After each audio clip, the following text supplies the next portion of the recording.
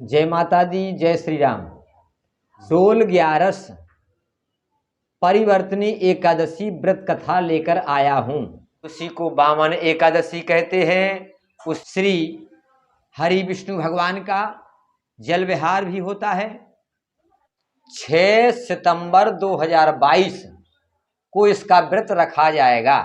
एकादशी के दिन किसी भी प्रकार का झूठ, कपट, पाखंड, किसी भी प्रकार की निंदा, चुगली, चोरी, किसी भी प्रकार का उस दिन पाप नहीं करना चाहिए, क्योंकि पाप नहीं करना ही व्रत का उपवास है। फिर महाराज और आगे का भाव? उपवास है संयम का। जब आप संयम सदाचारी रह करके उपवास करेंगे, व्रत रखेंगे, तभी एकादशी का आपको विशेष फल की प्राप्ति होगी। आगे और सुनाओ आप, बहुत ही आनंद आ रहा महाराज कथा में। महाराज युधिष्ठिर बोले कि हे कृष्ण भगवान, यह परिवर्तनी एकादशी क्या है और इसकी विधि क्या है, कृपा कर मुझे बताने की कृपा कीजिए। तो कृष्ण भगवान बोले, श्रेष्ठ, आओ मैं अनेक पापों को नष्ट करने वाली तथा अंत में स्वर्ग व मोक्ष को देने वाली एकादशी की कथा मैं आपको सुनाता हूं। महाराज फिर का भाव? हमारी समझ में नहीं आया। दशमी के दिन शाम को इसका व्रत रखा जाना चाहिए। दशमी के दिन से ही वह शाम को संयम बरते और सुबह किसी नदी, तालाब, जलाशय में स्नान करके स्वच्छ वस्त्र धारण करके श्री हरि विष्णु भगवान का पूजन अर्चन करना चाहिए। पूजन अर्चन करे, अनेक प्रकार के पुष्पों से भगवान का श्रृंगार करे, धूप दीप नैवेद्य उनके समक्ष अर्पण करे, पंच उपचार 16 उपचार से भगवान का पूजन करे, ककड़ी की नाव में स्वास्तिक, हल्दी, चावल, रोली, फूल आदि बिछा दे, उनकी आसन रख दे, आसन के पश्चात भगवान को वहां विराजित करे। जब नाव तैयार हो जाए तो भगवान की नाव को विमान में ले जा करके भगवान को बिठा करके विराजित करके और जलाशय, किसी जलाशय, नदी, तालाब में जाकर के भगवान का जल विहार कराए। जल विहार के पश्चात भगवान को विमान में बैठा करके श्रृंगार करके यथावत मंदिर में लावे। जो मनुष्य इस एकादशी के दिन श्री वामन भगवान की पूजा करता है वह तीनों देवता अर्थात ब्रह्मा, विष्णु, महेश की पूजा कर लेता है। जो मनुष्य इस एकादशी का व्रत करते हैं उन्हें संसार में कुछ भी करना शेष नहीं रह जाता।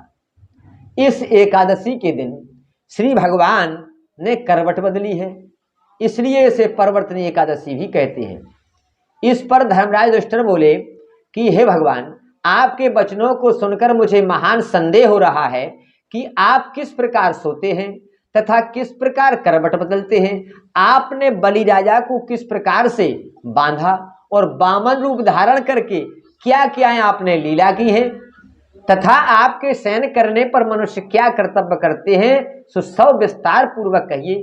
कृष्ण भगवान बोले कि हे राजन, अब आप पापों को नष्ट करने वाली कथा को ध्यान पूर्वक श्रवण करिए।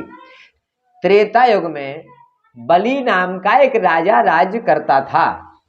वह अत्यंत भक्त, दानी, सत्यवादी, अजेय, पराक्रमी और ब्राह्मणों की सेवा करने वाला राजा था। वह अपनी भक्ति के प्रभाव से स्वर्ग में भी इंद्र के स्थान पर राज्य करने लगा। इंद्र तथा अन्य देवता इस बात को सहन ना कर सके, विचलित हो गए, तो भगवान की शरण में पहुंचते हैं। इस पर राजा युधिष्ठिर बोले कि हे जनार्दन, आपने वामन रूप धारण कर उस बलि राजा को किस प्रकार से जीता, सो सब विस्तार पूर्वक समझा कर कहिए। श्री भगवान बोले कि हे राजन, मैंने वामन का रूप धारण करके राजा बलि से याचना की। वामन का रूप यानी छोटा कद, यानी छोटा रूप धारण करके ब्राह्मण का रूप बना करके मैंने बलि को जीता। तो बलि से मैंने 3 पग भूमि की याचना की। हे राजन, तुम मुझे 3 पैर भूमि दे दो, इससे तुम्हारे लिए 3 लोकदान का फल प्राप्त होगा। राजा दानी था। राजा बलि ने छोटी सी याचना को स्वीकार कर लिया और भूमि देने के लिए वह तैयार हो गया। तब मैंने अपने आकार को बढ़ाया और भूलोक में पैर, भूलोक में जंघा और स्वर्गलोक में कमर और महिलोक में पेट और जनलोक में हृदय और तपलोक में कंठ, सत्यलोक में मुख रखकर अपने सिर को ऊंचा उठा लिया। उस समय सूर्य, नक्षत्र, इंद्र आदि देवता मेरी स्तुति करने लगे। उस समय मैंने राजा बलि को पकड़ा और पूछा कि हे राजन, आओ मैं तीसरा पैर कहां रखूं। इतना सुनकर राजा बलि ने अपना सिर नीचा कर लिया। उस सिर पर मैंने अपना तीसरा पैर रखा। दानवराज बलि पाताल को चला गया।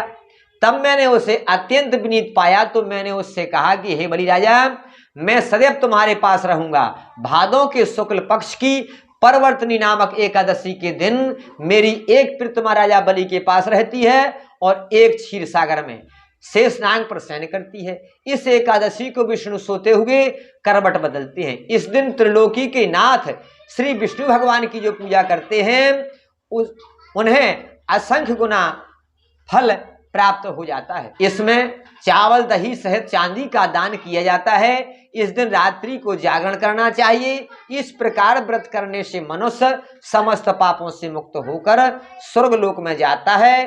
वह स्वर्गलोक में जाकर चंद्रमा के समान प्रकाशमान हो जाता है। भगवान की कथा समस्त पापों को नष्ट करने वाली, समस्त पुण्यों को देने वाली, भुक्ति और मुक्ति की प्रदायक है।